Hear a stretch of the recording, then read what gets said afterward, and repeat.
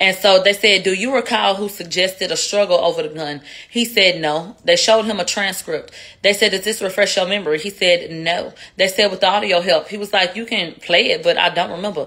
And he reads the paper again. They said, do you remember this conversation? He said no. They said, you said that when the short guy got out that he had an object in his hand. He said, yeah, and I saw something flash from his hand. They said, then he was cussing violently at her. And he said, yeah. They said she fell and crawled over to the neighbor's driveway. And that Tory was the loudest and the most aggressive. Okay, now it's time for recross. They said, when you met with my investigator, this is the defense now. When you met with my investigator, you were truthful, right? He said, yeah. They said, you knew that you were being recorded, right? He said, yeah.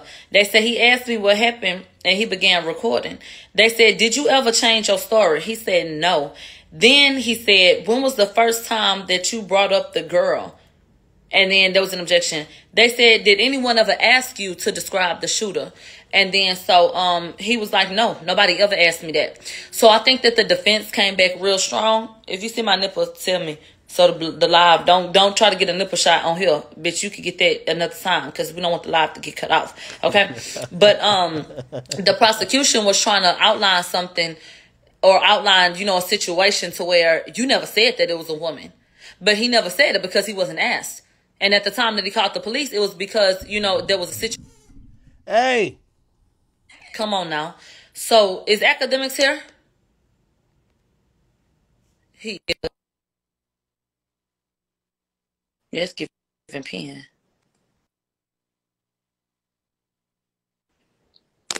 Because, there was a situation. Hey. Hey. Come on now. Hey, what's good? Yo, listen, I've been waiting for you for this update for a minute now. Yes, every Tuesday I got another show to do on site, so that's what I was doing. But we in her now. So you been listening, right? Go ahead, girl. Okay. Y'all been perfect. Listening. So, okay. So they said, is there any description that was given for a male or female? And he said no. So they said from Officer Diaz, was there any mention of who the shooter was? And he said no. They said, with my investigator, you said that a female shot, but you told Detective Stogner that a woman did it. Or you told you said a female shot, and you told the detective that a woman did it. He said, yeah. Then he said, I don't remember. They both had a gun. Know what the fuck this coming in, bitch? Not two guns. And so they showed him the paperwork. The date that he gave that interview was July 16th. They said in the portion that I showed you, when you spoke to the officer, did you say that a woman was closer to the muzzle flash? He said, yes, that's what I said.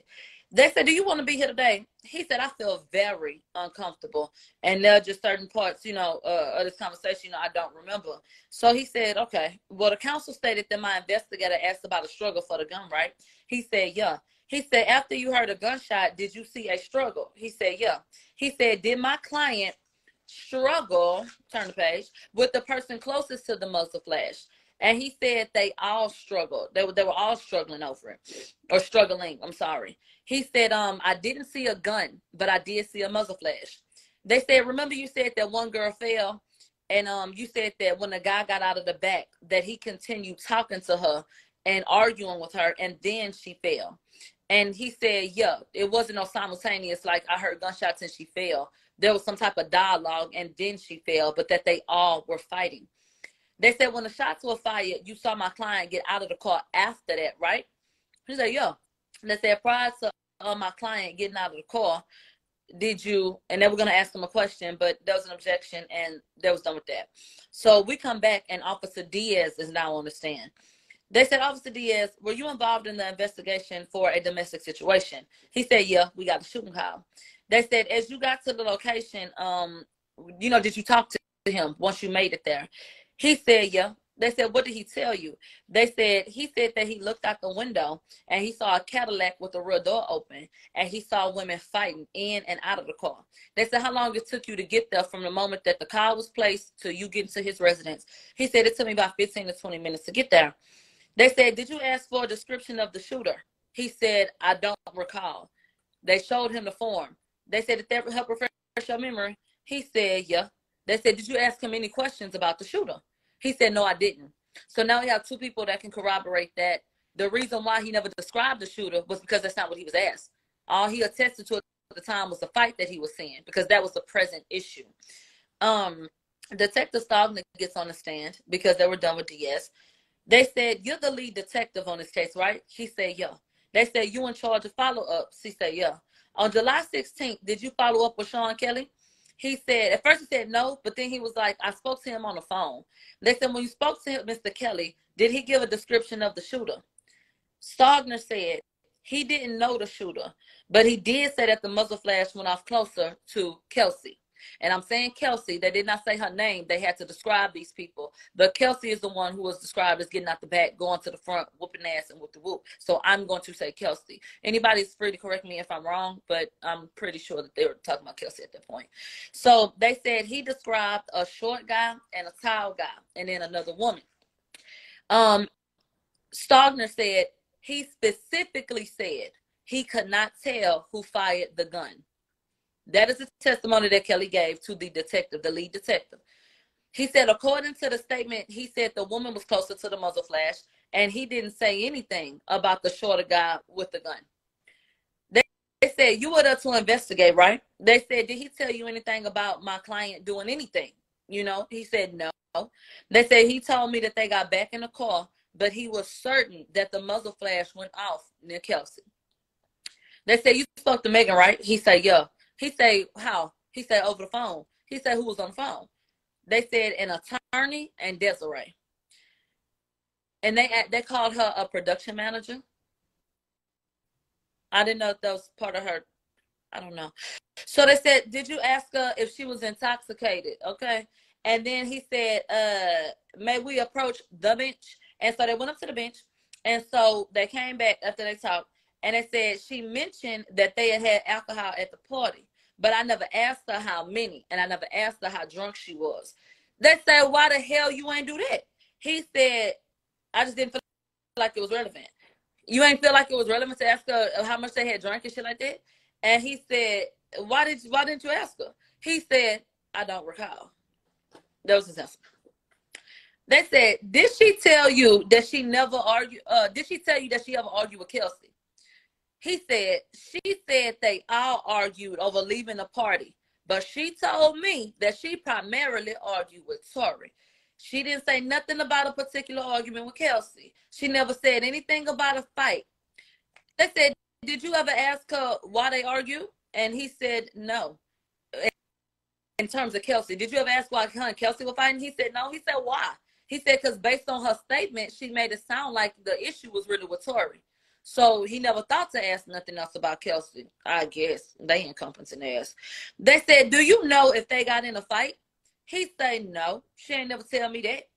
And they said, "Did she ever tell you that Tori offered her $1 million in the interview that you did with her initially?" He said, "She ain't never told me Tori offered her $1 million. And we talked for about 5 to 10 minutes during this interview."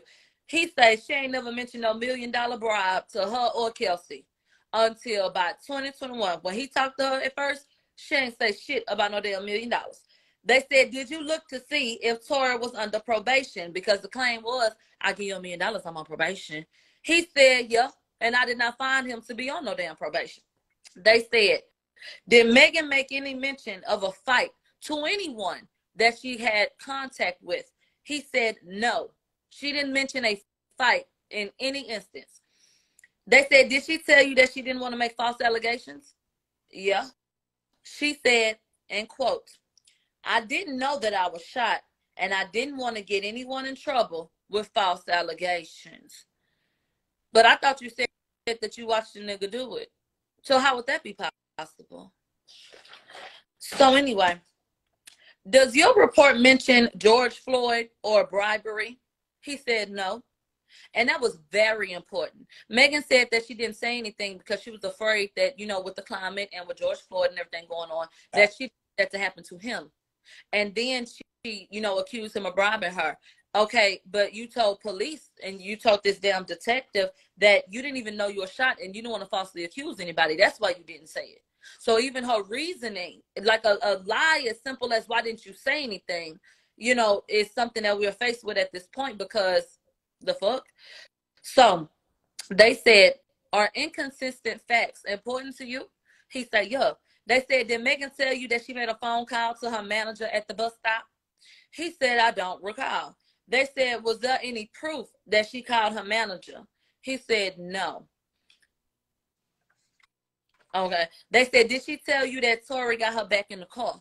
He said, I don't recall. They said, did Megan tell you that they stopped at the bus stop? He said, not in my interviews. That's not something that I remember.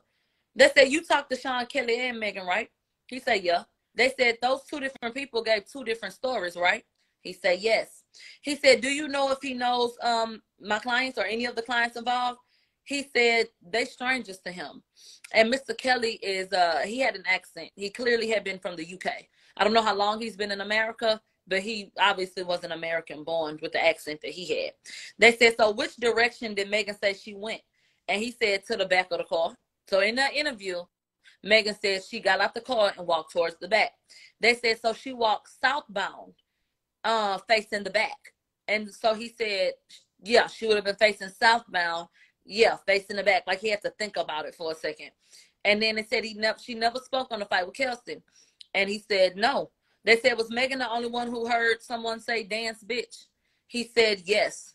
No one else can corroborate that Tori said dance bitch. No one else. She's the only one. They've asked everybody that's then went up there. Nobody heard this but her. They said, do you know the difference between bullets and bullet fragments? He said, yes. And he explained. So he said the bullets come out the cartridge, come and they come out. Bullet fragments come from that bullet breaking apart after hitting something, basically. He went into that obviously more in depth, but that was the summary. They were done with that line of questioning. It was time for a cross. So they said the Sean Kelly interview, how long did it take? I said it took about 35 minutes. I didn't take any notes, and it was over the phone. And it was just a summary over, what he had said before. They said, did he ever say that he saw a female shoot or have a gun? They said, no. Now, this is the prosecution now. They said, did you follow up about Tori? He said, no. He said, you spoke with Megan July 16, 2020, and in 2021, huh? He said, yeah. They said, what happened? What did she say then? They said Megan said Tori shot her, and that she was scared and then shot, and that's why she ain't say nothing. They said at no point did she say, hold on, my little battery thing. They said, at any point did she say that she didn't know who the shooter was?